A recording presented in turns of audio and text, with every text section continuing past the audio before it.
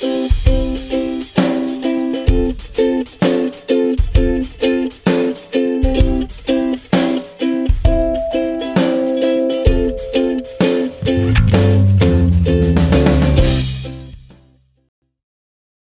noite, irmãos que estão aqui. Boa noite também a todo mundo que vai nos assistir pelo YouTube, né? Meu nome é Cauã, faço parte do Tropa de Elite de Jesus e fico feliz em estar podendo trazer mais uma vez a palavra do Senhor aqui para vocês. Obrigado, Daia, pelo convite. E eu vou trazer uma palavra que é muito importante aqui. Eu vou estar falando sobre as três fases da tentação. A primeira fase é o corpo, a nossa carne. Vamos lá. A primeira fase é a tentação, é o corpo, a nossa carne, que o diabo sempre tenta fazer conosco. A primeira tentação que ele tenta fazer conosco é pela carne, que no caso é o câncer do nosso corpo. Por que o câncer? Porque afinal todo pecado entra em nós através da carne. Por causa da carne, porque pecamos com o corpo, que é a carne, né? E desejamos com o corpo também, que também é a carne. Então é natural que o diabo traga a nós a primeira tentação através da carne, já que é a nossa parte mais frágil e mais fácil de cair. Agora nós vamos começar a compreender tudo isso da melhor forma possível, com a palavra e os ensinamentos do Senhor. Amém? Vamos abrir lá em Mateus 4:1. Mateus 4:1. Então o Espírito Santo levou Jesus ao deserto para ser tentado pelo diabo. Amém. Hoje minha ministração vai girar em torno de Mateus, só para avisar, tá? Então não vai precisar ficar mudando muito. Irmãos, logo no primeiro versículo de Mateus, já diz que Jesus foi dirigido pelo Espírito Santo para o deserto, para ser tentado pelo diabo. No caso, o próprio Espírito Santo levou Jesus a ser tentado por Satanás e para enfrentá-lo. Primeiro que aqui nós já percebemos e entendemos que muitas vezes o Espírito Santo vai nos levar não só em lugares que nos parecem ruins, mas em situações que também nos vão parecer ruins, para que nós entendamos que por mais ruim que aos nossos olhos que seja e pareça a situação, é a vontade do Senhor. E se Ele nos colocou nesse lugar ou situação, é porque tem um propósito da nossa parte e da parte dele com nós, né? Da mesma forma que se Deus botou aquele menino ali agora aqui dentro, né? Antes de começar, é porque tem um propósito. Amém? Ele jamais vai fazer as coisas sem ter um propósito. E jamais devemos reclamar por pior que o lugar ou a situação seja. Porque lá em Lucas 22:42 diz: Pai, se queres, afaste de mim este cálice. Contudo, seja feita a tua vontade e não a minha. Amém? Isso quer dizer que seja feita a vontade do Senhor. Não devemos reclamar quando acontecer algo ruim. Afinal, nós mesmos que estamos pedindo para que Ele faça a vontade dele. Amém? Mas voltando ao assunto que é as tentações. Ali o Espírito Santo levou Jesus ao deserto para enfrentar Satanás, para ser tentado por ele. E agora vocês devem estar se perguntando, né? Cauã, por que que o Espírito Santo fez isso? Por que que ele levou Jesus a Satanás? Primeiro, porque era a vontade de Deus, né? Como eu tinha dito, Deus sempre tem um propósito para nós e não era diferente com Jesus. E o segundo motivo era que Jesus tinha que vencer o seu principal inimigo. O seu principal inimigo era Satanás. É óbvio que Jesus teria muitos outros inimigos, mas todos os inimigos que Jesus teria seriam mandados pelo próprio Satanás. Amém? Em Mateus 4:2, Mateus 4, versículo 2 diz: E tendo jejuado 40 dias e 40 noites, teve fome. E isso é normal, irmãos. Afinal, Jesus, apesar de tudo que ele fez, ele era uma pessoa como nós no que diz respeito à fome, sede e etc. Ali no próximo versículo, em Mateus 4, 3, do 3 ao 4, diz: O tentador aproximou-se dele e disse: Se és mesmo o filho de Deus, manda que essas pedras se virem em pães. E Jesus respondeu: Está escrito: Nem só de pão viverá o homem, mas de toda palavra que procede da boca de Deus. Irmãos, aqui foi a primeira tentação. A primeira tentação é no âmbito da carne, nas nossas necessidades físicas. Ali, como está escrito, Jesus foi tentado depois de um jejum. Ele estava 40 dias sem comer. Obviamente que ele estava com muita fome. Imagina, tu ficar 40 dias sem comer. Nós nem conseguiríamos ficar 40 dias sem comer. A Bíblia diz que o diabo deu uma ordem a Jesus. Ele falou: transforme esta pedra em pão. Irmãos, ali nós também aprendemos que Satanás só se aproxima quando nós estamos de alguma forma ou algum modo frágeis. Jesus ali, ele estava 40 dias sem comer, ele estava frágil. Quando nós temos alguma necessidade, ele tentou Jesus no final do jejum, não no início, pois ele sabia que Jesus estaria fragilizado no final do jejum. Aí nós paramos e pensamos: então é errado comer e matar a nossa fome. Não, bem, muito pelo contrário. Jesus, depois que jejuou, ele comeu, os anjos serviram ele, os próprios anjos serviram ele. Mas a tentação veio ali naquele momento primeiro, porque Satanás queria interferir no tempo de Deus na vida de Jesus. Foi Deus que ordenou que Jesus jejuasse esses 40 dias e 40 noites. Era da vontade do Senhor que ele jejuasse. E por mais difícil que fosse, Jesus jejuou, ele fez a vontade do Senhor. E assim foi feita a vontade dele. Mas Satanás chegou no final do jejum de Jesus, quando ele ainda não tinha entregue o jejum. Satanás queria que Jesus antecipasse o jejum. No caso, comesse algo sem ter entregado o jejum ao Senhor e pecasse com Deus. Satanás queria que ele antecipasse de uma forma que ele sabia que Jesus ia conseguir. Afinal, Jesus, em seu primeiro milagre, transformou a água em vinho. O que era para ele transformar uma simples pedrinha em pão? Imagina! Jesus tinha poder e fé para fazer tudo isso através do Espírito Santo. Amém? No entanto, Satanás queria conduzir a vida de Cristo. E é assim que ele quer fazer com nós. Muitas vezes, Satanás vai apresentar coisas que nos parecem lícitas, nos parecem certas, que não faz mal. Como isso que ele fez com Jesus, comer. Quem disse que comer é errado? Ninguém. Mas ele quer que nós façamos sem ser pela direção do Senhor. Ele quer que nós façamos no nosso tempo, não no tempo do Senhor. Satanás quer que nós estejamos no controle de tudo nas nossas vidas e não Deus. Amém? Mas Jesus responde: Não só de pão viverá o homem, mas de toda palavra que procede da boca de Deus. Aqui Jesus estava dizendo a Satanás, em outras palavras, né? Não é você que vai ditar a minha vida, e sim Deus. Esse sim pode dizer o que eu devo ou não devo fazer. Então, irmãos, nós devemos fazer tudo conforme a vontade de Deus. Tudo. A tentação de Eva, por exemplo, é outro exemplo. Por que Satanás conseguiu que Eva caísse em tentação e comesse a fruta? Porque Deus disse para que não comesse da árvore do conhecimento do bem e do mal. Aí perguntam, mas o que isso tem a ver com tentação? Primeiro que isso acontece com nós porque a nossa carne é pecaminosa. A nossa carne faz com que nós tenhamos vontade de fazer tudo contrário da vontade do Senhor. Mas ali naquela situação era diferente, porque Eva ainda não tinha o pecado no corpo, ela ainda era pura, ela não tinha comido ainda o fruto, ela ainda era inocente, entendeu? Pode-se dizer, entendeu? Aí pergunta, então aonde que está a tentação nessa história? Em Gênesis fala que uma serpente, que no caso era o diabo, falou para Eva comer o fruto.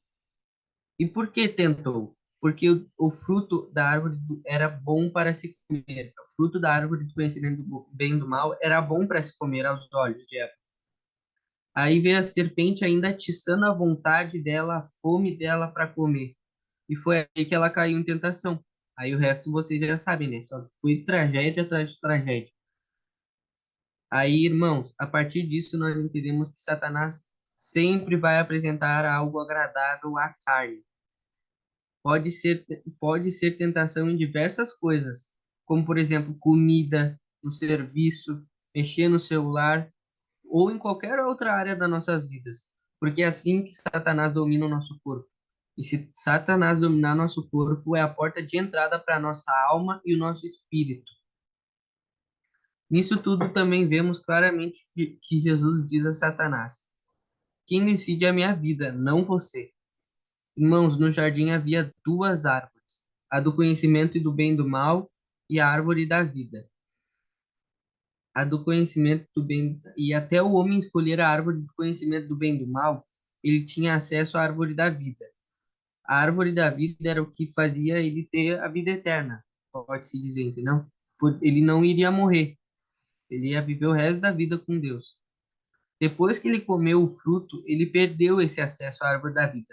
Por quê? Porque a partir daquele momento que ele comeu o fruto, ele estava dizendo a Deus: eu quero andar pela minha vontade, pela minha consciência.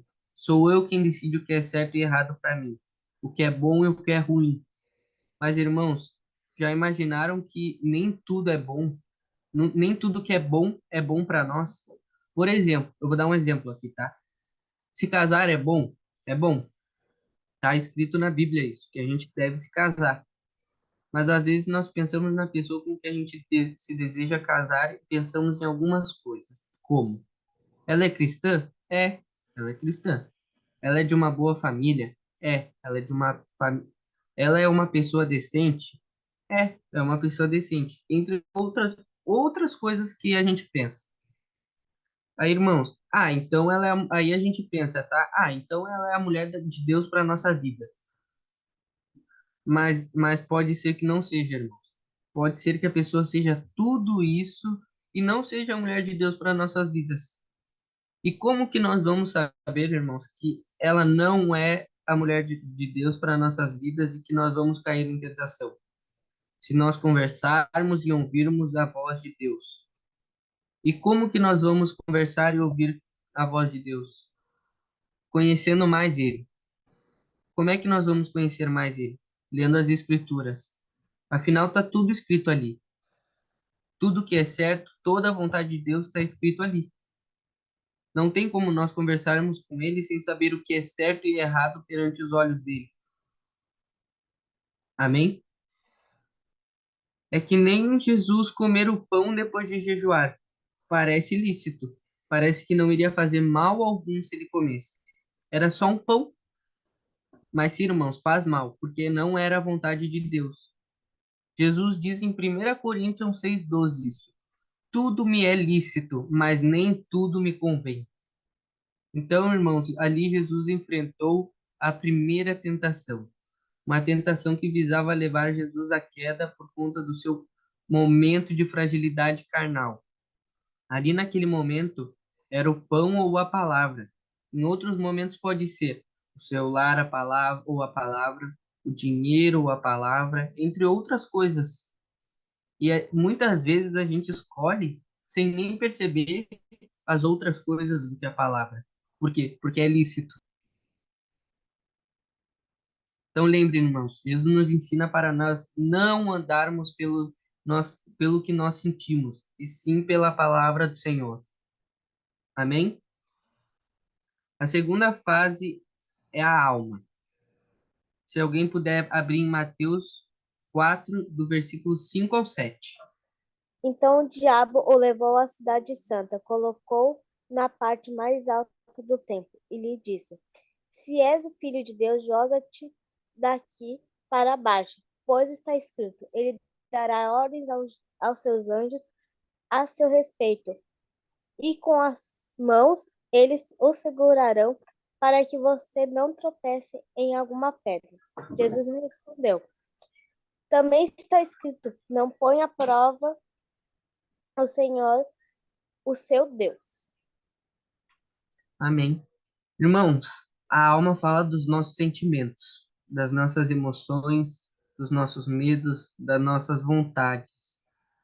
Satanás levou Jesus até o pináculo do templo. O pináculo do templo ficava na esquina do muro que segurava o templo lá no Monte Moriá. Lá de cima, Jesus olhava e via o vale do Cedron.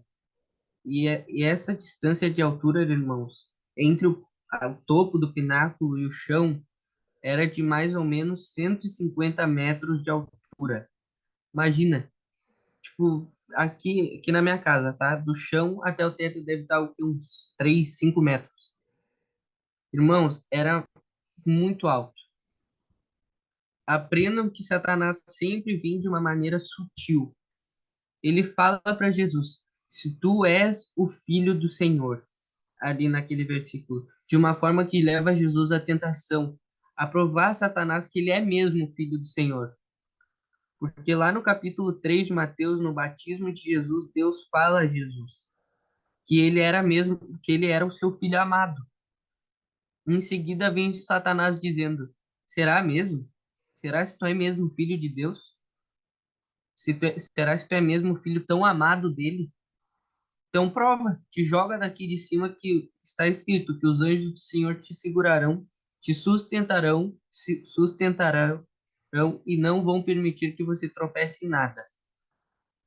A tentação aqui foi no nível da alma, irmãos. Entendam isso. Satanás sempre vai jogar um será, um se, ele sempre vai jogar essas frases na nossa vida para nos pregar dúvida na vontade do Senhor, para pregar dúvida na vontade de Deus em nossas vidas. Então, irmãos, se alguém nesse momento está passando por essa situação, esse será de Satanás, que tem o papel de pregar dúvida, no que diz respeito ao amor dele, para nós pensarmos, se nós fôssemos mesmo os filhos amados de Deus, ele se importaria com nós. Amém? Satanás tentou abalar a alma de Jesus, por ele já está fragilizado após os 40 dias. Nisso podemos perceber que é semelhante com o desejo, a ganância, a fama, porque se Jesus se jogasse de lá, de fato, ia se cumprir a palavra de Deus. Ia acontecer mesmo o que estava escrito, que os anjos o sustentariam. Amém? Mas, imaginam, imagina, irmãos, Jesus se jogando lá num templo que era visitado todo o tempo por milhares de pessoas. Imagina todas essas pessoas vendo isso. Iam se encantar e Jesus ia virar super famoso. Imagina, ele se joga de lá, vira famoso, pronto. Não ia precisar de Deus para mais nada, segundo os nossos pensamentos, né? Eles iam se encantar, Jesus ia virar super famoso. Irmãos, quantas vezes Satanás não nos tenta dessa forma, para vivermos pela fama, vivermos pela aprovação das pessoas e esquecer de Deus. Então, irmãos, nós temos que tomar cuidado para nós não começarmos a acreditar que o amor de Deus não é suficiente para nós. Para nós pensarmos para que nós somos felizes sem o amor de Deus, que nós precisamos da fama e não de Deus, que é mais importante ter 1.000 seguidores do que o amor de Deus, 1.000 seguidores no Instagram. Sim, nós usamos essas ferramentas. Nós usamos Instagram, WhatsApp. Primeiro que nós usamos, primeiro para ele, né? Nós devemos usar tudo para ele. E segundo, nós não podemos deixar subir a cabeça em nada tomar o lugar do Senhor. Porque se a gente deixa algumas coisas tomarem o lugar dele em nossas vidas, muitas vezes ele retira das nossas vidas essas coisas. Daí tu imagina, tu deixa teu celular, tá? Tu deixa teu celular tomar, tu vai ler, mas tu pega o celular bem na hora que tu vai ler. E não lê, acaba não lendo. se tu faz isso todo dia, uma hora o Senhor vai tirar o seu lar, vai tirar o seu lar das nossas vidas. Amém? E Jesus responde a Satanás mais uma vez pela palavra: não tentarás o Senhor, teu Deus. Jesus está dizendo: eu não vou fazer isso, não vou colocar em xeque a vontade do Senhor, eu não vou colocar em dúvida a promessa de Deus, porque ele sempre cumpre o que ele fala. Jesus estava dizendo isso a Satanás. Então, irmãos, saibam, primeiro Satanás tenta pela carne, depois o segundo nível é o nível da alma. E agora nós vamos para a terceira fase, o espírito. Mateus, quem pode ler para mim Mateus do 8 ao 9? Depois o diabo levou Jesus para um monte muito alto e mostrou-lhe todos os reinos do mundo e as suas grandezas, e disse: eu lhe darei tudo isso se você se ajoelhar e me adorar. Amém. Agora, irmãos, Satanás revelou toda a intenção verdadeira que ele tinha. Ele revelou o que ele tinha como a verdadeira intenção dele. A intenção dele não era que Jesus comesse, não era que Jesus pulasse, e sim a intenção de Satanás era ser adorado. Irmãos, Satanás antes de cair era um querubim belo, ele era lindo, o mais belo de todos. Era ele que recebia toda a adoração e ele que levava para Deus. Ele era o líder da adoração. Ele era tão belo porque ele ficava do lado do trono de Deus que recebia as adorações dos querubins para entregar ao Senhor. Mas para ele aquilo não era o suficiente. Ele queria a glória de Deus para ele. E foi nesse momento que ele caiu. Mais uma vez ele está dizendo a Jesus: se você é o Filho de Deus, está vendo todos esses reinos aqui.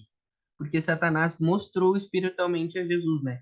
Todos os reinos, a Roma, o Egito, a Babilônia, a Grécia, e disse a Jesus: se você me adorar, se ajoelhar e me adorar, eu te dou a adoração de todos esses reinos. E ele queria tomar o lugar de Deus na vida de Jesus.